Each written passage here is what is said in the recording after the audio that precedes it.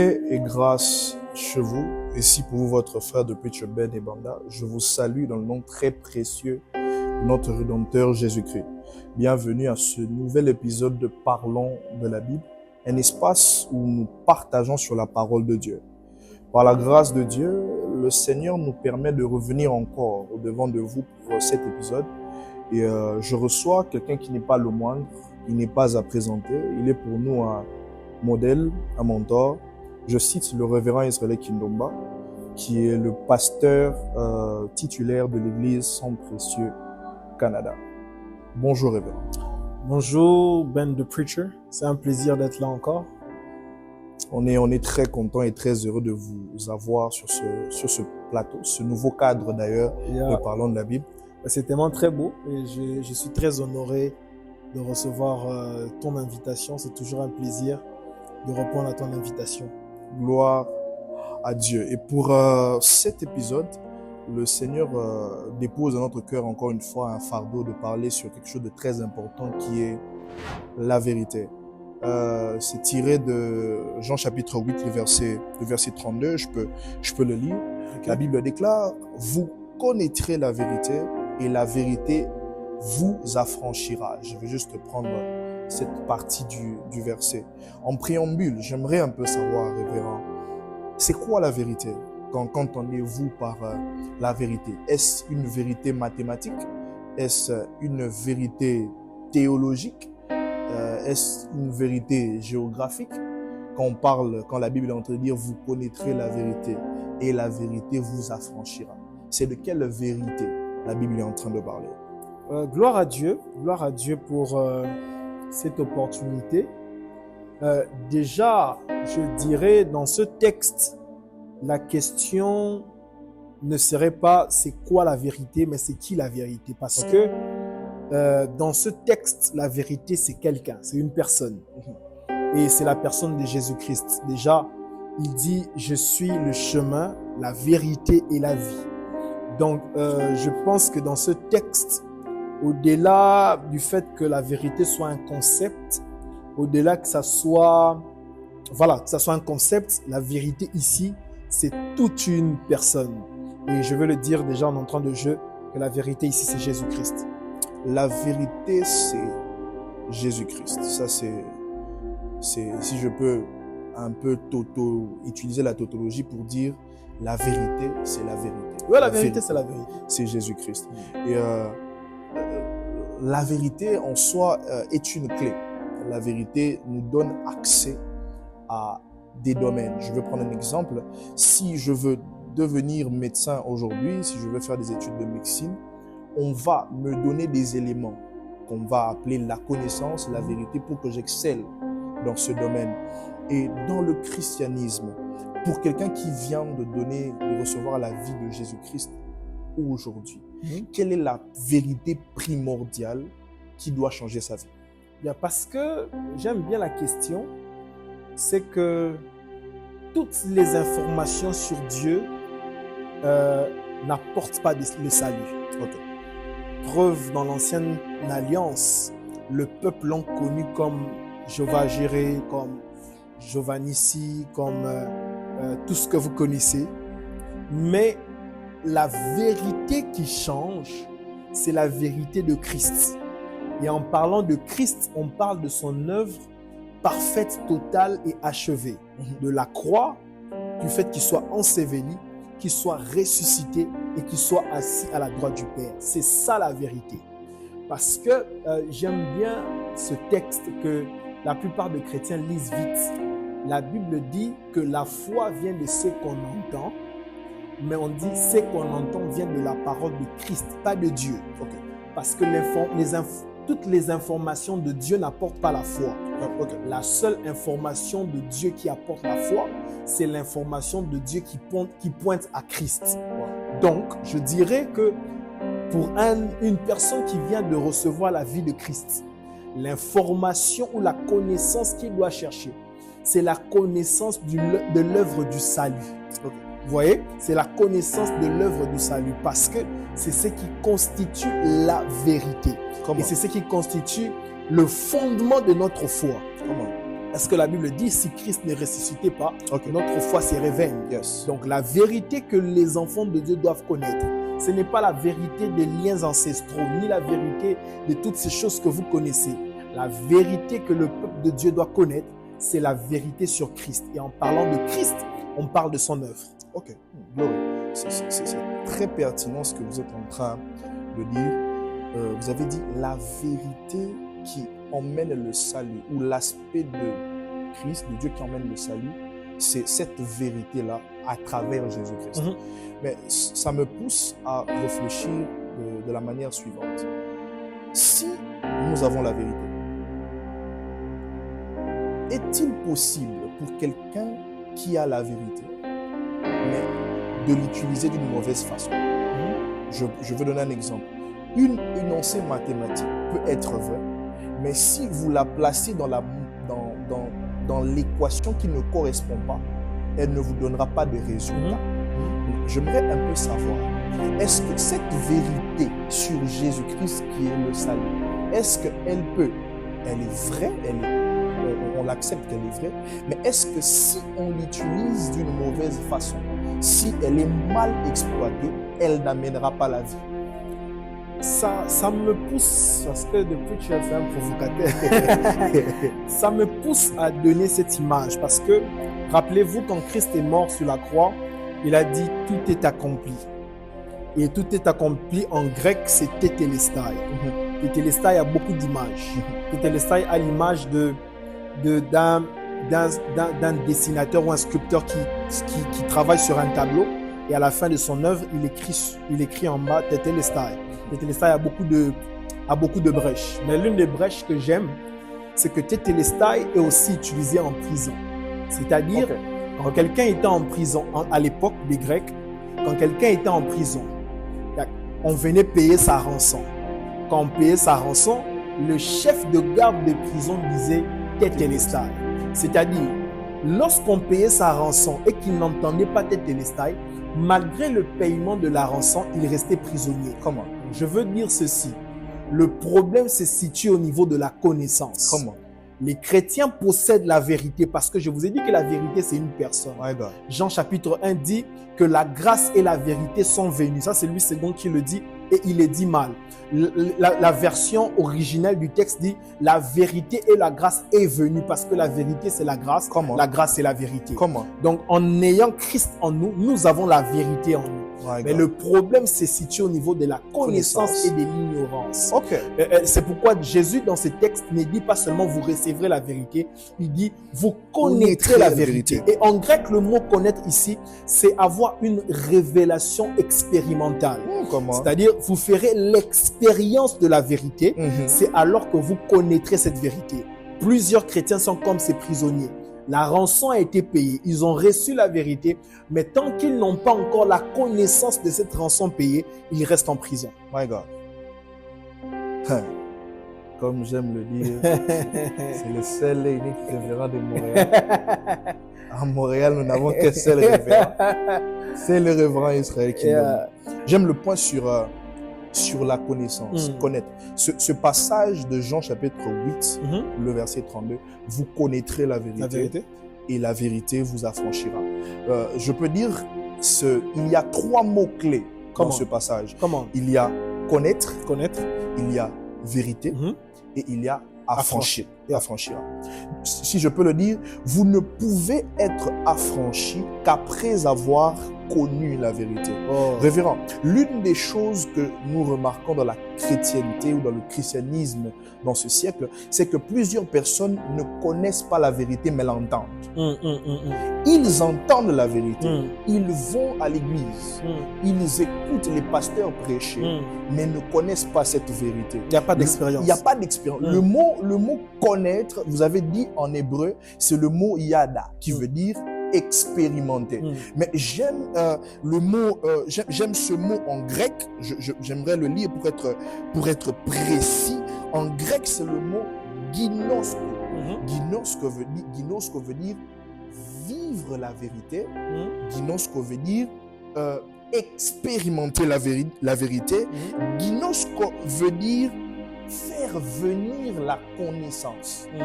D'où nous avons des chrétiens qui écoutent la parole, mais qui ne vivent pas, qui ne la connaissent pas. Ils effleurent cette vérité. C'est pourquoi j'aimerais aussi dire que entre le voir et l'avoir, il y a le savoir. Ok. Entre ce que vous avez vu, ce que Dieu vous a montré, et la matérialisation de ces choses, il y a la connaissance. Parce que Dieu ne peut pas bénir quelqu'un qui ne connaît pas la parole de Dieu. Dieu ne peut pas bénir un ignorant. Aujourd'hui, nous avons des chrétiens révérends qui viennent à l'église, mais qui sont ignorants de la parole de Dieu. Entre le voir et la voir, il y a la connaissance. Entre, je veux l'illustrer autrement. Moïse arrive avec les enfants d'Israël vers la terre promise. Dieu le fait voir, le pays. Dieu lui montre le pays qu'il doit occuper. Mais qu'est-ce qu'il y a entre le fait qu'il ait vu et le fait qu'il entre? Il y a quelque chose. Moïse n'obéit pas à la parole de Dieu. Comment? Moïse saute l'étape du savoir. Or que le savoir rattrape toujours l'homme. Toujours. Vous ne pouvez pas marcher avec Dieu et sauter l'étape de la connaissance. Parce que Dieu est lui-même la connaissance. J'aime ce que tu dis, parce que quand tu parlais de Moïse, j'ai intercédé dans mon cœur que tu n'ailles pas là-bas. et gloire à Dieu, tu n'es pas allé là-bas. En fait, tout ça, c'est la faute de Moïse. Comment? Parce que quand nous parlons de connaissance, on ne parle pas du fait de retenir des textes bibliques. Parce que nous avons des gens qui ont des textes bibliques, qui ont même toute la Bible dans leur cerveau, mais qui ne connaissent pas la vérité. Parce que la vérité n'est pas le fait de retenir des textes. La vérité n'est pas le fait de savoir que Jésus ou Dieu existe. Mais la vérité, c'est expérimental. Mais le problème, c'est Moïse. Parce que la Bible dit, lorsque Moïse est présenté, je suis dans 2 Corinthiens, on dit un voile est jeté. Or, le mot connaître, ou le mot connaître est lié au mot révélation. Donc, pour avoir la révélation, et en anglais, révélation, c'est unveil, ou retirer le voile. On dit, lorsque vous lisez Moïse, un voile est jeté. Mais la Bible dit, lorsque nous sommes en Christ, le voile est ôté. Et puis la Bible dit, nous le contemplons comme dans un miroir, nous sommes changés à la même image. Le problème, c'est Moïse, parce que Moïse est venu avec le voile. Mais Christ est venu ôter le voile. Et le signe qui prouve qu'il est venu ôter le voile, c'est que quand il était sur la croix de Golgotha, la Bible dit que le voile s'était déchiré. J'aime bien le détail du texte parce que les mots de la Bible ne sont pas cosmétiques. Quand il y a un mot de la Bible, il faut prêter attention. On dit le voile a été déchiré du haut vers le bas. Je comprends que l'initiation de déchirer le voile venait de Dieu. Donc je peux comprendre par là, lorsque vous avez la connaissance de la vérité, ceci prouve que le voile a été ôté. Et que vous avez la révélation de qui est Jésus-Christ. Parce que connaître la vérité, c'est avoir la révélation de la vérité. Et avoir la révélation de la vérité, c'est enlever le voile. C'est le contempler comme dans un miroir et être transformé, parce que la finalité de la connaissance, c'est la transformation. La finalité de la connaissance, c'est la transformation. Ça, c'est quelque chose de très fort. Comment? Et j'aimerais dire ceci à toutes les personnes qui sont en train de me suivre. L'une des choses qui a fait que Adam puisse tomber, c'est parce que Adam a sauté l'étape de la connaissance et l'étape de grandir. Adam est sorti Adam grand. Adam n'a pas eu le temps de grandir avec Dieu, d'avoir la connaissance crescendo avec Dieu. C'est pourquoi Adam est tombé.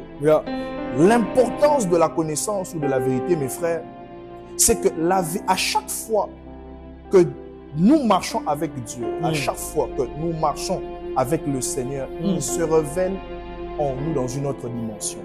Il nous permet de le connaître d'une autre façon, afin que notre connaissance de lui puisse changer. Je veux le dire autrement. Si vous avez cette table, vous qui nous suivez, vous la voyez de devant. Vous n'avez pas l'aperçu que moi j'ai de derrière. Le fait avoir le contour de la table ça veut dire que vous connaissez la table. Mais vous n'avez pas la possibilité de le voir parce que la caméra n'est pas derrière, mais la caméra est devant. C'est la même chose avec Dieu. Il se révèle afin que nous puissions avoir une connaissance de lui. Mais ce même Dieu a d'autres couches de connaissances que l'homme doit acquérir pour grandir. Et aujourd'hui, c'est aberrant parce que nous avons des chrétiens qui, un homme de Dieu peut dire quelque chose à la télé, on se met à l'attaquer. Alors que le niveau de connaissance que lui, il a atteint avec Dieu est différent.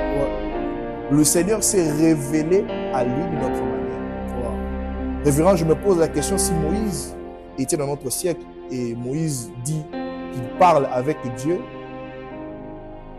comme s'il était en train de discuter avec lui, on allait le traiter de cultiste.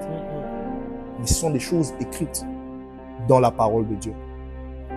Et j'aimerais savoir auprès de vous, révérend, la vérité. Vous connaîtrez la vérité et la vérité vous affranchira. La vérité vous rendra libre. Y a-t-il un moyen pour acquérir ou connaître la vérité? Le seul moyen pour connaître la vérité, c'est accepter Christ dans sa vie. Il n'y a pas... Parce que regardez, la Bible dit « Je suis le chemin, la vérité et la vie ». Regardez comment vous devrez lire le texte. C'est-à-dire que je suis sur le chemin. Ce chemin m'emmène à la vérité et cette vérité m'emmène à la vie. Donc, pour recevoir la connaissance de cette vérité, c'est en ayant Christ en soi.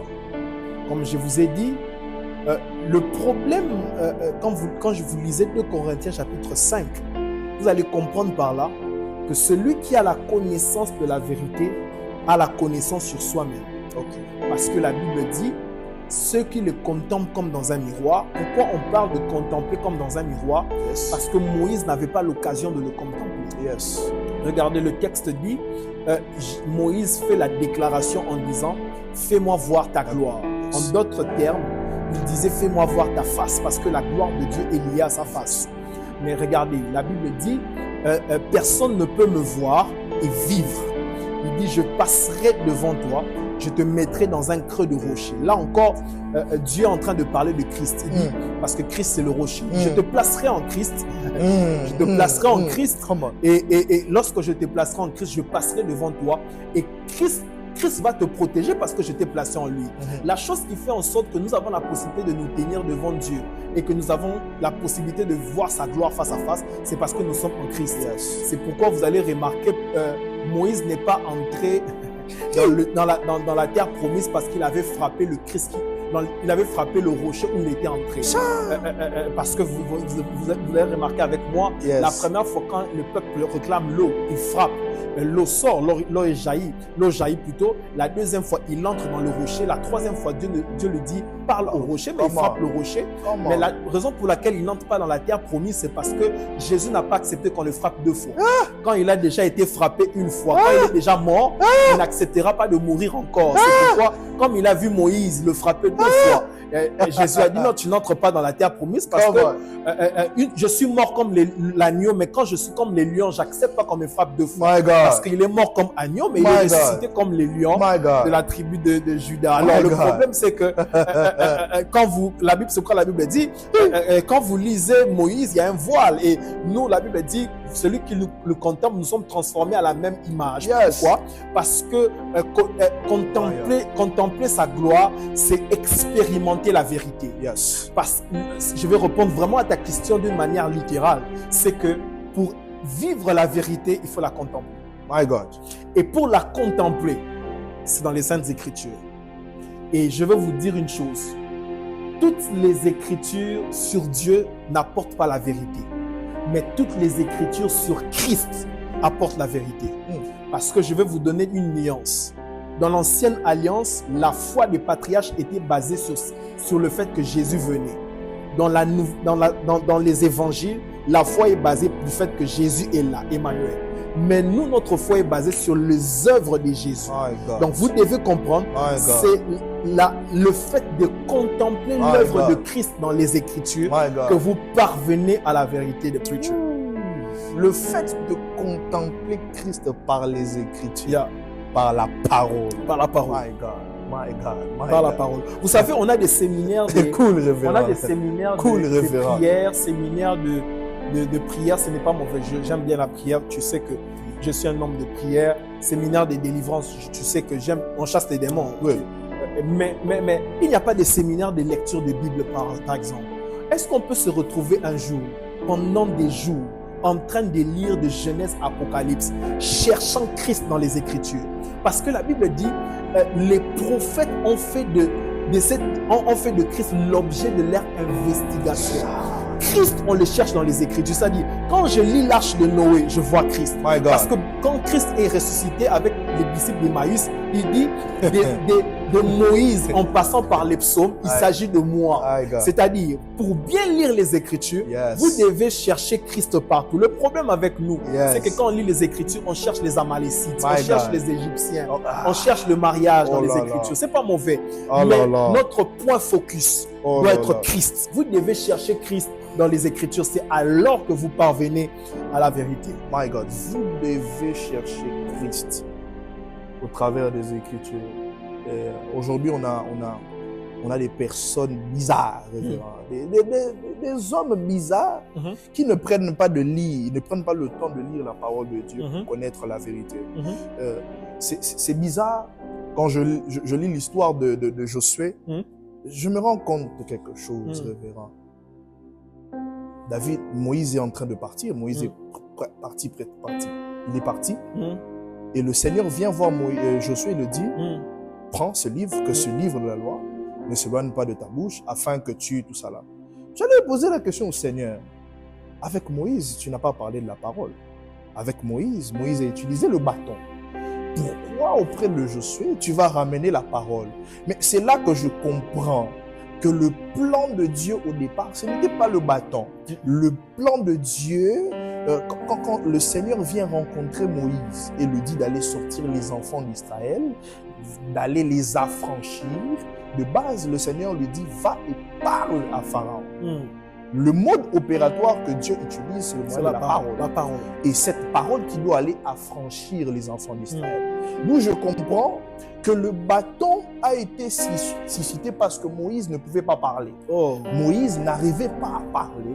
C'est pourquoi Dieu a pris les bâtons, il a dit prends les bâtons, utilise ça comme signe. Parce que si vous lisez les Écritures, vous allez comprendre que Moïse demande à Dieu, il dit je vais aller devant Pharaon, je vais lire quoi? Normalement, Dieu devait mettre les paroles dans sa bouche. Il devait lui dire ce qu'il devait dire. Mais Dieu va lui donner les bâtons. Mais quand Moïse part, le Seigneur ramène Josué à l'originalité. Il s'agissait d'utiliser la parole parce que la parole qui est la vérité a franchi le peuple de Dieu. En parlant du bâton, tu me provoques. Parce que j'ai compris que le bâton a un langage. Comment? Parce que quand Jacob rencontre l'ange et qu'on le brise la hanche, il avait le bâton. Et l'une des raisons pour lesquelles Ésaü, son frère, ne pouvait pas le toucher, c'est parce qu'il avait le bâton. Comment? C'est-à-dire le bâton parle. Le bâton dit, Jacob a été transformé. Yes. C'est pourquoi le bâton dit aussi, Jacob a été affranchi. Yes. Parce que la Bible dit, si quelqu'un est en Christ, c'est une nouvelle créature. Vous allez comprendre avec moi que Jacob, après avoir rencontré l'ange, il a dit, nous sommes à Péniel parce que j'ai vu Dieu face à face. Et vous allez comprendre qu'à cette époque-là, il dit, j'ai vu Dieu face à face et mon âme a été sauvée. Vous allez comprendre par là que le salut de Jacob, c'était le fait qu'il ait vu Dieu face à face. Mais Dieu le donne un signe de son salut. Il lui donne le bâton. De sorte que quand Ésaü devait l'attaquer, Ésaü ne l'a pas touché parce que ce qui est vrai, Ésaü avait des problèmes avec Jacob, mais pas avec Israël. C'est pourquoi quand il rencontre Jacob, il avait la rage. Mais quand il rencontre Jacob, il se rend compte que ce n'est pas Jacob. Il se rend compte que c'est Israël et il voit Israël avec le bâton. Il se prive de le toucher. Je veux faire, je crois, une déclaration solennelle. C'est que quand vous êtes en Christ, vous êtes une nouvelle créature. Les choses anciennes sont passées. Le diable qui te cherchait hier ne peut plus te chercher. Parce qu'il sait que je cherchais Jacob, mais là, Jacob n'est plus accessible. C'est Israël qui est maintenant présent. Je prie Dieu que ta nouvelle naissance te donne des fruits. Mais vous allez, je vais un peu pousser. On doit se poser des questions. Vous connaîtrez la vérité vous affranchira. Mais posons-nous la question, vous affranchira de quoi? C'est là où il faut se poser des questions. Vous affranchira de quoi? Je respecte toutes les personnes qui prêchent ce texte en l'associant aux liens de famille, en l'associant aux hôtels, à toutes ces choses. Je ne vais pas dans ce couloir-là, mais il faut mettre les textes dans son contexte. Pour bien lire les textes, il ne faut pas isoler les textes, il faut les placer dans son contexte. Jean chapitre 8 parle de quoi? Jean chapitre 8 parle d'une discussion entre Christ et les pharisiens. C'est dans Jean chapitre 8 qui dit, où Jésus dit avant qu'Abraham ne fût Jésus. C'est dans Jean chapitre 8 que Jésus-Christ le dit. Donc nous sommes dans un contexte de discussion entre Christ et les pharisiens. Et vous connaissez les pharisiens. Les pharisiens sont ceux qui ont préservé la loi. Parce qu'une parenthèse juste, les pharisiens sont nés dans la page blanche des Écritures, dans les 400 ans de silence que vous avez entre Malachie et Matthieu. Et ils avaient la mission comme Dieu ne parlait pas, parce qu'il n'y avait aucune voix de Dieu, la voix de Dieu ne se faisait plus entendre. Alors qu'est-ce qu'ils ont fait? Parce que la voix de Dieu ne se faisait plus entendre, ils ont pris la loi de Moïse, ils ont placé la loi de Moïse au-dessus et ils ont comme ajusté la loi de Moïse afin que la loi puisse diriger le peuple pendant 400 ans. Donc ils étaient ceux qui préservaient la loi et ils étaient ceux qui présentaient la loi. Donc dans Jean chapitre 8, on parle de Jésus qui est la grâce contre ceux qui préservaient la loi. Donc quand la Bible dit vous connaîtrez la vérité vous affranchira, alors c'est clair, la vérité nous affranchit de la loi. Et c'est quelle loi? C'est la loi de Moïse. Donc je comprends par là, lorsque vous connaissez la vérité, lorsqu'elle vous affranchit, elle vous introduit dans le régime de la grâce. En fait, quand vous connaissez la vérité, elle vous sort du régime de la loi pour vous faire entrer dans le régime de la grâce. C'est ça être affranchi. C'est quitter Moïse pour aller chez Jésus. C'est quitter la loi pour aller sur la grâce. C'est quitter les réalités pour aller à la vérité. C'est ça être affranchi. C'est ça être affranchi. C'est ça être affranchi. Réalité pour aller vers la vérité. Parce que la réalité n'est pas la vérité. Non, pas la réalité n'a jamais été la vérité. Non, pas du tout. Mais nous avons des chrétiens aujourd'hui qui se fient à la réalité au lieu de se fier à la vérité. La vérité, c'est que Dieu ne change pas. La vérité, c'est que ce qu'il a dit, il est derrière sa parole pour l'accomplir. Et vous connaîtrez la vérité vous affranchira. On était avec le révérend Israël, il nous a dit que la vérité, là, c'est Jésus. La vérité, c'est Jésus. Il n'y a personne d'autre. Il y a beaucoup de choses qu'on peut dire, mais on garde ces choses pour ivresse, parce qu'on sera à Trois-Rivières avec... Ivresse, c'est dans quelques semaines? Non, on sera, oui, dans quelques semaines, on sera à ivresse. Et je pense que là-bas, le révérend sera ivre pour nous parler de la vérité. On sera ivre de la vérité. Le 30 août, on sera ivre de la vérité. On va parler de la vérité. Alléluia. Je bénis le Seigneur pour toi qui nous as suivis, qui a écouté la vérité. Et nous prions que cette vérité soit réellement un élément pour ton affranchissement. Que la grâce et la paix du Seigneur Jésus-Christ soient sur vos vies. Nous vous disons à la prochaine. Shalom. Shalom.